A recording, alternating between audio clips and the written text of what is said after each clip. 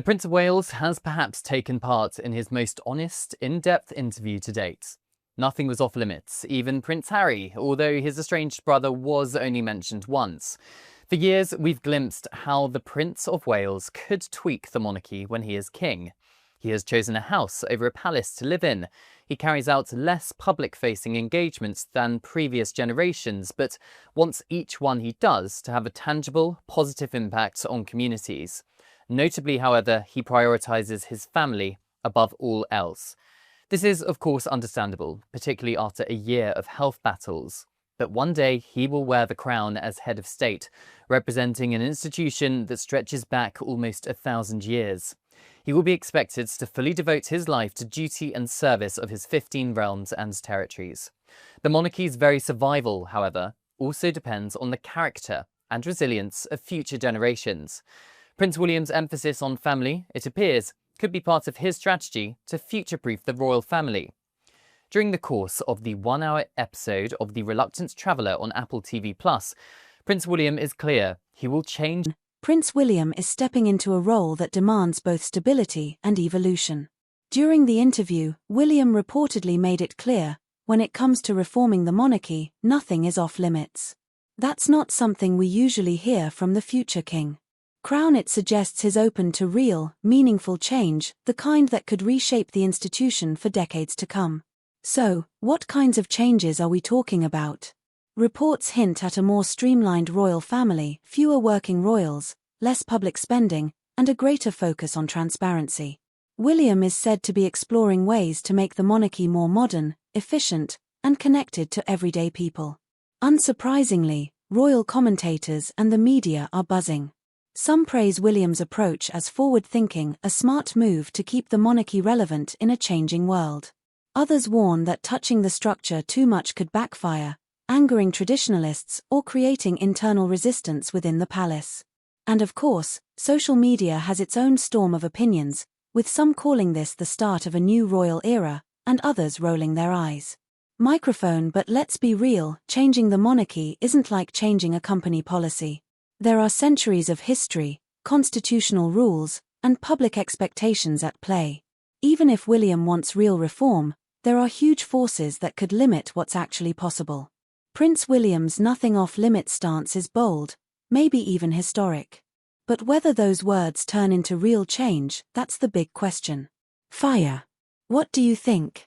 Will William truly reshape the monarchy, or will tradition hold strong? Crown.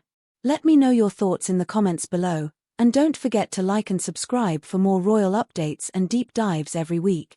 So, how safe are grand British traditions like trooping the colour, coronations and royal weddings? Well, before you panic, I do have it on very good authority that the Prince of Wales does plan to have a coronation when the time comes, and yes, he will wear a crown.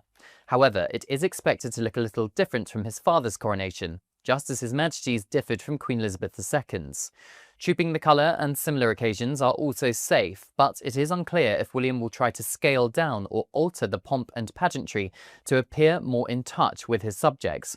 This could run the risk of upsetting traditionalists and paying tourists. As Duke of Cornwall, Prince William has already enacted major changes to his 688-year-old Duchy of Cornwall estate, inherited from King Charles in 2022. Following backlash over charging rent for public organisations, His Royal Highness ordered the waiving of rent for grassroots organisations and offered up to 50% discounts for other local charities. His era of deep change also aims to end ancient restrictions on land ownership in certain areas and prioritise social impact and community well-being. So, could a future King William demand similar reforms to the Duchy of Lancaster and the running of the royal household? The size of the institution could become a focus for William. The 2024 to 2025 Sovereign Grant paid 539 staff salaries, which was an increase of £2 million from the previous financial year. Therefore, it is possible the Prince of Wales could be considering cutting the number of royal staff.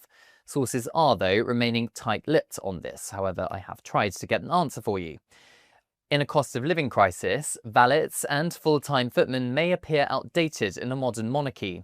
Devout monarchists, however, will likely argue all traditions are part of the institution's unique selling point on the international stage, keeping Great Britain firmly on the map.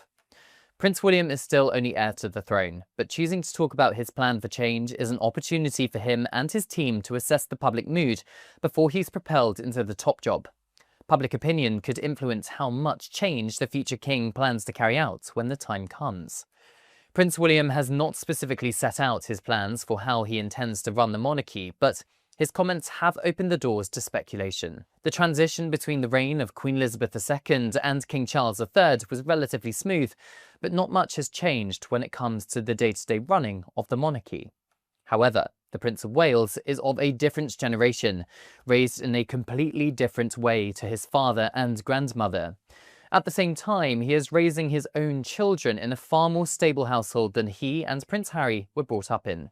The Prince and Princess of Wales try to schedule most of their engagements when their children are at school, meaning they can do the school run and spend time with them during the holidays. Although some brand Prince William as work shy for doing this, it's possible to argue that the focus on children's well-being will strengthen the monarchy in the long run. This appears to be a subtle dig at how the institution used to approach marriages. Unions for duty rather than love. Think Prince Charles, Lady Diana Spencer. Prince William, now providing a loving household alongside Catherine, appears to be giving his 3 children as normal a life as possible. This could mean the royal children are also far better prepared for an adult life in the spotlight and better equipped to handle the media. Prince William's strategy to prioritise his loved ones could be his attempts to avoid future scandals.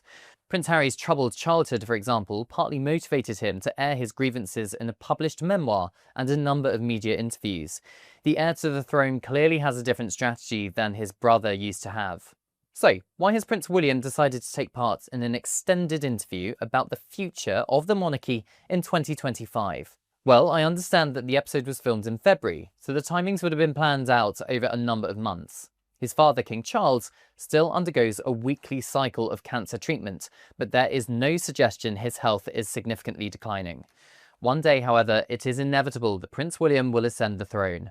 When that happens, I suspect the monarchy will receive its biggest shake-up in centuries.